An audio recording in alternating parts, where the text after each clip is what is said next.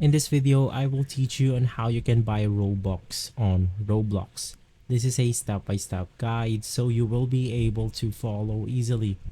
Now this is extremely simple. All you have to do is to go ahead and open up the Roblox website right here.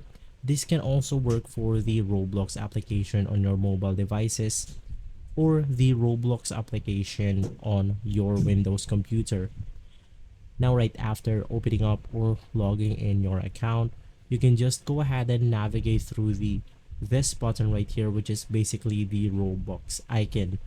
You want to click on the Roblox icon and you'll be able to see the buy Robux option. You can just go ahead and click on that option, and inside we have the ability to choose between Robux right here. So for example, we want to buy this Robux. I'll just go ahead and click on it, and all we have to do is to go ahead and put our payment method. So guys, if this video was been helpful for you, please consider by liking and subscribing.